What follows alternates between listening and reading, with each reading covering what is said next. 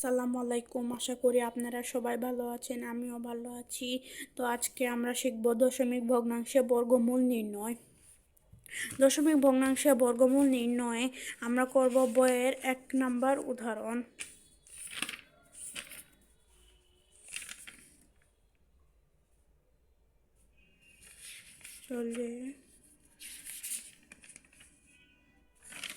বইয়ের 1 নম্বর উদাহরণে আমরা চলে এসেছি।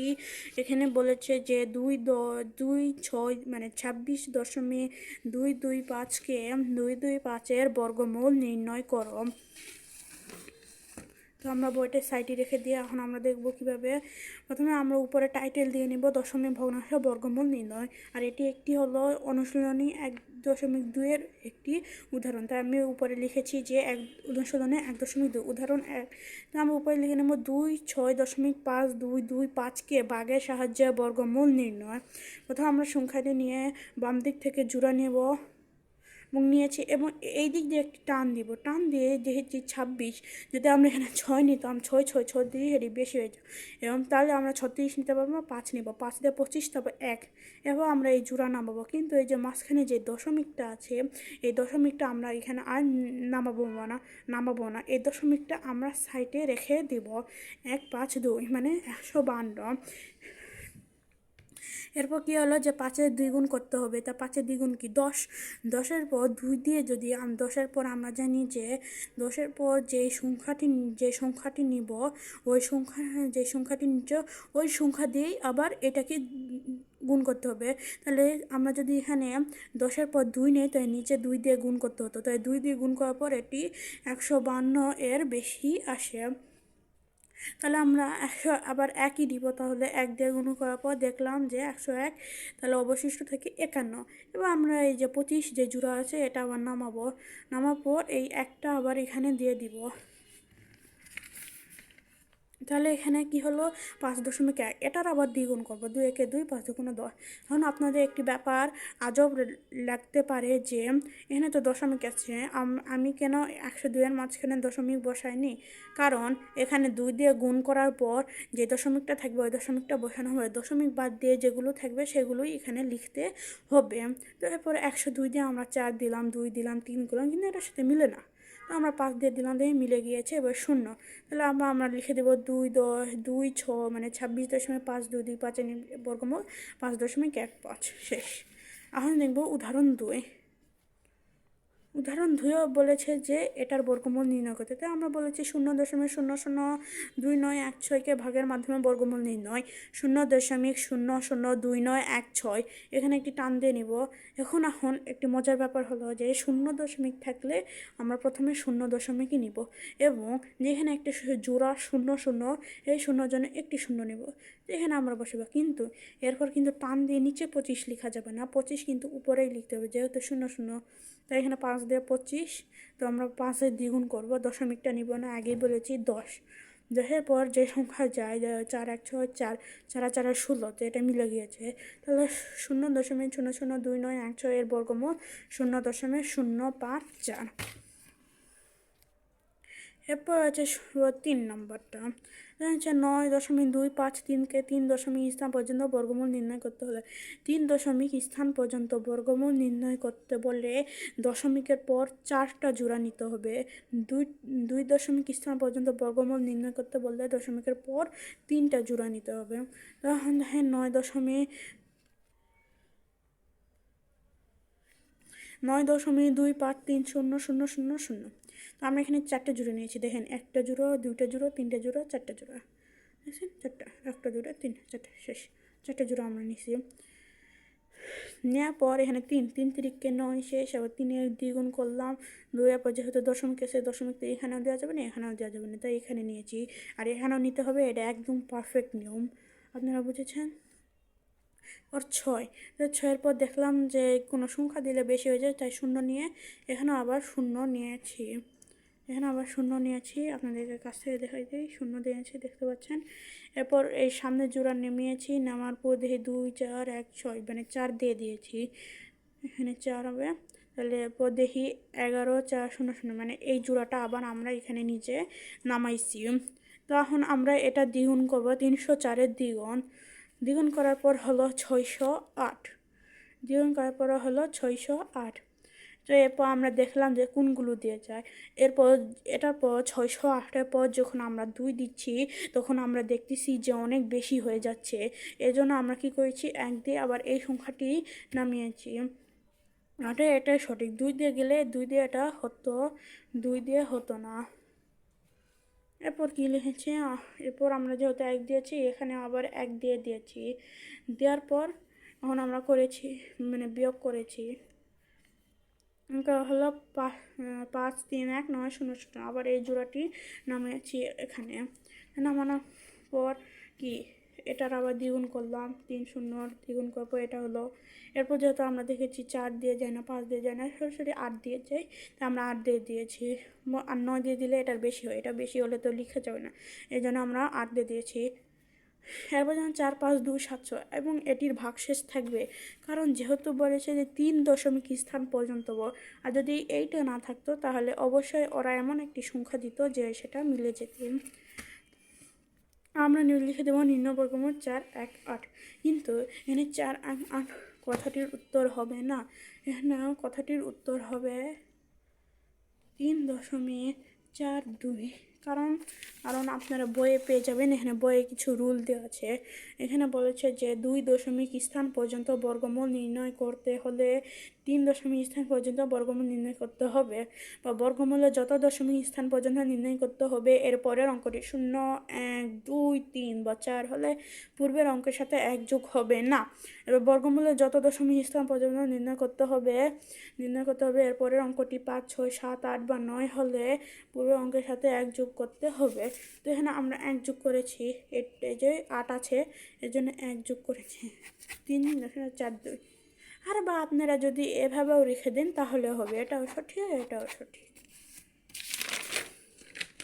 তখন আমরা সরাসরি চলে আসবো উদাহরণ 3-এ। উদাহরণ 3 বলেছে যে 3 দশমিক স্থান পর্যন্ত বর্গমূল নির্ণয়।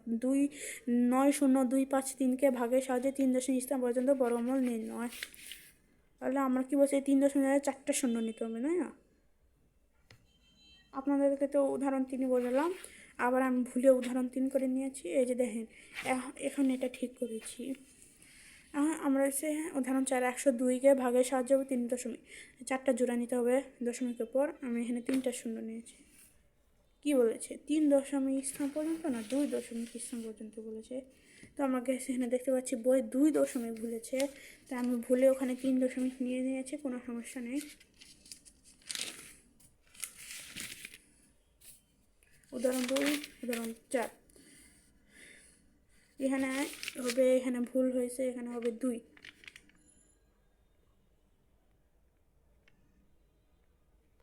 তাহলে 2 নিচ্ছে, তাহলে 123 দশমিক পর কয়টা জোড়া, 3টা জোড়া, যেহেতু 2 বলছে 3টা জোড়া আর এখানে একটা জোড়া, এটা আমি দিয়ে দিয়েছি। এরপর দিলাম 1 মিলল, এখানে একটা 1, এখানে এটা দিয়ে দিলাম। এরপর 23 21, এরপর কি দশমিক দিলাম যেহেতু এখানে দশমিক নেওয়া যাবে না। এরপর 2-এর সাথে যে এই শূন্যটা দিলাম। এবার 2 গুণ করলাম, পরে দেখলাম অন্য একটা সংখ্যা দিয়ে দিলে বেশি হয়ে যায়, এই জন্য কী করলাম, এই যে এই জোড়া আছে না, এই জোড়াটাও এখানে নিচে নামাইলাম। তো নিচে নামানোর পর এরপর নর্মালভাবে ভাগ করছি। আর আমরা আগে বলেছি যে এই ভাগটি মিলবে না, তো যেহেতু আমরা রুলসে দেখছি যে দশমিকের পর 2 স্থান বলে 3 পর্যন্ত বর্গমূল করতে হবে, তো আমাদের তো আর বর্গমূল যায় না, তাই না? তো আমরা কী করছি, এখানে শূন্য নিচ্ছি, শূন্য। এখানে আমরা নির্ণয় বর্গমূল 11.090 উদাহরণ 5-এ আমরা চলে আসবো। উদাহরণ 5-এ একটি দেওয়া আছে, একটি ভগ্নাংশ। উদাহরণ 5-এ একটি ভগ্নাংশ দেওয়া আছে, এর বর্গমূল নির্ণয় করতে বলছে। তাহলে ভগ্নাংশটির লব এখানে বোঝাই। তো আমরা প্রথমে নিব যে 64 81 ভগ্নাংশটির বর্গমূল নির্ণয় করা হলো। ভগ্নাংশটির লব 64 এর বর্গমূল 8। তো আমরা জানি যে 8 গুণন 8 সমান 64 হয়, এটা আমরা সকলেই জানি, বলার কোনো দরকার নাই। এরপর হর 81 আর 9। এরপর লিখবো 64 81 ভগ্নাংশটি বর্গমূল 64 রুট চিহ্ন দিয়ে লিখবো 64 81। এরপর 8/9 9 বর্গমূল 8/9, এটাই আমাদের উত্তর।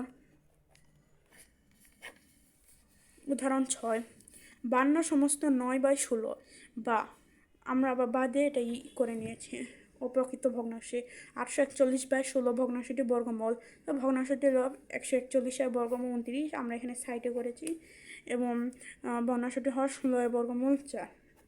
এবার শেষে ভগ্নাংশটি বর্গমূল রুট চিহ্ন দিয়েছি আগের মতো করে, শেষ। এবার আপনার অঙ্কটি ভালো করে তুলে নিন। আচ্ছা, বেশি সময় দেওয়া যাবে না, নাহলে দেখে চলে আসবো।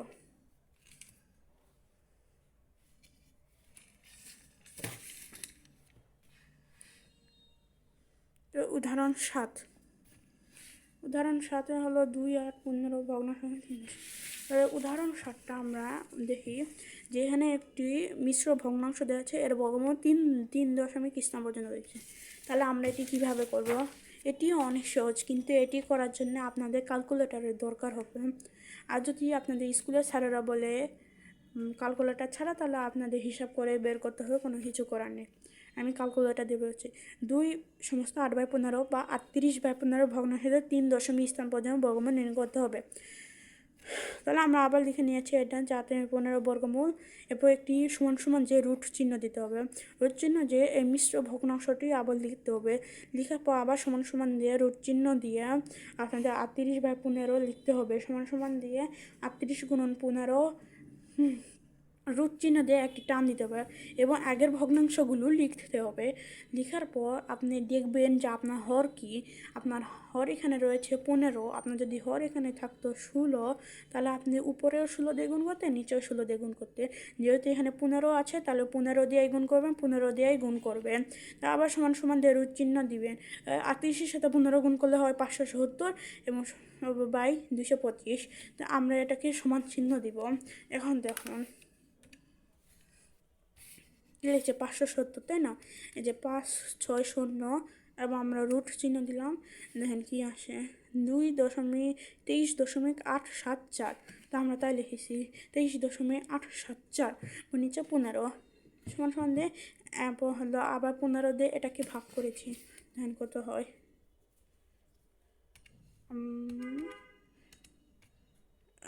ভুল হয়েছে, 570 রুট চিহ্ন দিলাম ভাগ 15। দেখেন 1.5916, আমিও তুমি তাই লিখেছি 1.5916। এবং এখানে যেহেতু ইয়া আছে, এই যে দেখতে পাচ্ছেন 6টা বাদ দিলাম, বেশ 3 বলছে না, 3 এখানে 6টা বেশি হয়েছে 3। বা এখানে 1ও যোগ করতে হইতো, বা 2 বা হইতো। তো আমরা রুলসটা দেখে নিই যে রুলে কী লিখেছে। 6 লিখলে 2 হবে, হ্যাঁ 6 লিখেছে, আপনারা দেখতে পাচ্ছেন এই যে 6, 5, 6, 7, 8, 9, 2 হবে, বা 1 রাখলে সমস্যা নয়, এটা 2 হবে। এখন আসেন উদাহরণ 9 আর 10-এ। উদাহরণ 9 আপনাদেরকে বলেছে যে উদাহরণ 9 হয় যে উপরে কোনো বাগানে 1296টি আম গাছ আছে। বাগানের দৈর্ঘ্য প্রস্থের উভয় দিকে প্রত্যেক সারিতে সমান সংখ্যক আম গাছ থাকলে প্রত্যেক সারিতে গাছের সংখ্যা নির্ণয় করো। তো এইভাবে করার জন্য আপনাদের কী করতে হবে যে, তো আপনাদের প্রথমে বই একটু সেজে গুজে দিয়েছে, কিন্তু আমরা শর্টকাট নিয়ম করবো, কারণ পরীক্ষায় ছোট করতেই হবে। ধরো আপনার পরীক্ষার ঘন্টা 1, কিন্তু আপনার ঘন্টা 1 ঘন্টা, কিন্তু আপনার অঙ্ক অনেকগুলোতে আপনি যদি এই অঙ্কটি 4 মার্কের হয়, তাহলে আপনার 4 মার্কের জন্য এটি করলেও আপনি ফুল মার্কস পেতে পারেন। 1296 বাম দিক থেকে আমরা জোড়া নিয়েছি, এবার টান দিয়েছি 3 তিরিককে 9, কারণ 4 দিলে 12 বেশি হয়, 3 2 6 নিচ্ছি। এরপর আমরা দেখেছি যে 5 দিয়ে দিলে কোনো ছোটো হয়, 6 দিয়ে দিলে বেশি হয় নাকি বা সমান হয়। তা আমরা দেখি যে 6 দিয়ে দিলে সমান হয়, তো আমরা এখানে 6 দিয়ে দিয়েছি 0। নির্ণয় আম গাছের সংখ্যা 36, এটি আমাদের উত্তর। আবার উদাহরণ 10-এ বলেছে যে একটি স্কাউট দলকে 9, 10 এবং 12 সারিতে সাজানো যায়। এরপর হলো আবার তাদের বর্গাকারেও সাজানো যায়। ওই স্কাউট দলে কমপক্ষে কতজন স্কাউট রয়েছে। তো সমাধানে আমরা প্রথমে লিখব যে বই একটি বড় দেওয়া আছে, এই জন্য আমরা ছোটো করে লিখেছি আপনাদের সুবিধার জন্য। 9, 10, 12 এর লসাগুই হবে স্কাউট দলের সংখ্যা। 9, 10, 12 লসাগু করলাম, আর লসাগু তো পারেন। নির্ণয় লসাগু দিয়ে লিখবো 3 × 2 × 3 × 2 × 5। এবার আমরা জোড়া নেব 3 গুণন 3, 2 গুণন 2 গুণন 5, এখানে 5 কিন্তু জোড়াবিহীন। তো আমরা এখানে বলছি এখানে লসাগু করতে গিয়ে দেখা যায় যে 5 জোড়াবিহীন, সুতরাং স্কোয়ার দলের সংখ্যা 3 গুণন 3 গুণন 2 গুণন 2 গুণন 5 গুণন 5 জন, 900 জন। এখন আপনারা বললেন যে 5 কেন আমাদের আবার নিতে হবে, 5 তো একটাই আছে, আমরা 5 কেন আবার কারণ দেখেন এখানে আমরা লিখছি 5 জোড়াবিহীন। যদি আপনারা লসাগু করার পর যদি দেখেন যে সব জোড়া মিশে কিন্তু একটি সংখ্যা জোড়াবিহীন, তাহলে যেই সংখ্যা জোড়াবিহীন এখানে যদি 1 থাকতো তাহলে আবার 1 দিয়েই গুণ করতে হতো, জোড়া মিলাইতে হতো। 5 আছে তাই আবার 5 দিয়ে গুণ করেছি, তাই এই যে 900 জন। এটা একদম পারফেক্ট উত্তর। উদাহরণ 10 পর্যন্ত এটি ছিল। এরপর আমরা চলে আসবো অনুশীলনীতে। তো আমরা প্রথমে আগে দেখব উদাহরণ 11। উদাহরণ 11টাই হলো আপনাদের মোস্ট ইম্পর্টেন্ট। উদাহরণ 11টা আমরা দেখব এখন। উদাহরণ 11টা মানে উদাহরণের মধ্যে মোস্ট ইম্পর্টেন্ট।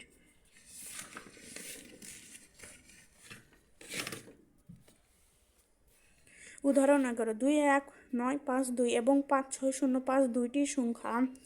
প্রথম সংখ্যাটি কি পূর্ণবর্গ সংখ্যা? যুক্তি দাও।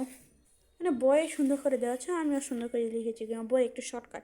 আমি কারণ সৃজনশীল ভালো করে লিখলে স্যারেরাও ফুল মার্ক দিবে। ক, আমরা জানি লিখব কোনো সংখ্যার সর্বডান দিকের অঙ্ক অর্থাৎ একক স্থানীয় অঙ্ক 2 বা 3 বা 7 বা 8 হলে তা পূর্ণবর্গ সংখ্যার নয়। অর্থাৎ 2 1 9 5 2 সংখ্যাটি একক স্থানীয় অঙ্ক কিন্তু 2, সেক্ষেত্রে সংখ্যাটি পূর্ণবর্গ নয়। এটা একদম পারফেক্ট যুক্তি, স্যারেরা আপনাকে 2 মার্ক যত থাকবে ততই দিতে রাজি হবে।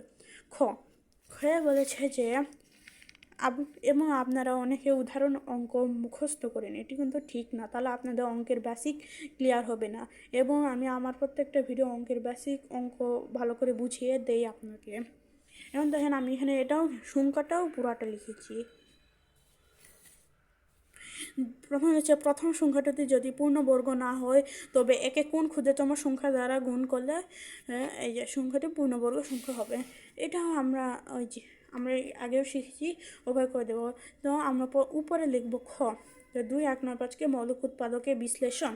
এবং মৌলিক উৎপাদকে বিশ্লেষণ এখানে করার পর আমরা লিখেছি যে এখানে 2 1 9 5 2 সমান সমান মানে সংখ্যাটি লিখেছি যে, এরপর জোড়া মিলেছি, এরপর লাস্টে দেখি 7 জোড়াবিহীন। তো আমরা এখানে আবার লিখেছি সুতরাং 2 1 9 5 2কে মৌলিক উৎপাদকে বিশ্লেষণ করতে গিয়ে দেখা যায় যে 7 জোড়াবিহীন। যেহেতু 7 জোড়াবিহীন এই জন্য এই সাথে সাথে আবার আরেকটি 7 গুণ করতে হবে। গুণ করে আপনার যে গুণ করতে হবে, অতএব মানে ওটা অন্য ক্ষেত্রে, কিন্তু এখানে যেহেতু কোন ক্ষেত্রে যেহেতু 7 জোড়াবিহীন তাই প্রাপ্ত সংখ্যাটিকে 7 দ্বারা ভাগ করে সংখ্যাটি পূর্ণবর্গ সংখ্যা হবে। ওকে, শেষ। এবার গ বলেছে দ্বিতীয় সংখ্যাটির সাথে কোন ক্ষুদ্রতম সংখ্যা যোগ করলে মনে হয়। তো আমরা এই অঙ্কটাও আগে করে এসেছি, তারপরেও আপনাদেরকে করিয়ে দেখাচ্ছি বা বয় করা। 5 6 0 5কে ভাগের সাহায্যে বর্গমূল নির্ণয় করলাম, পর 129। তারপর আমরা কথা লিখলাম যেহেতু সংখ্যাটিকে ভাগের সাহায্যে বর্গমূল নির্ণয় করতে গিয়ে দেখা যায় যে 129 ভাগশেষ থাকে, তখন এর বর্গমূল হবে 74 যোগ 1 75, 75 এর বর্গমূল 5 6 2 5, নির্ণয় সংখ্যাটি 20। উত্তর 20।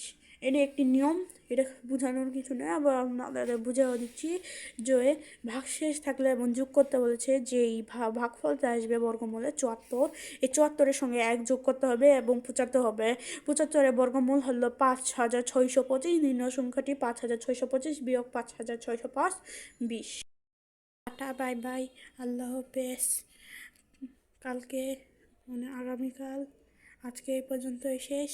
আগামীকাল অনুশীলনী 1.2-এর সম্পূর্ণ অঙ্ক পেয়ে যাবেন। Tata, bye bye.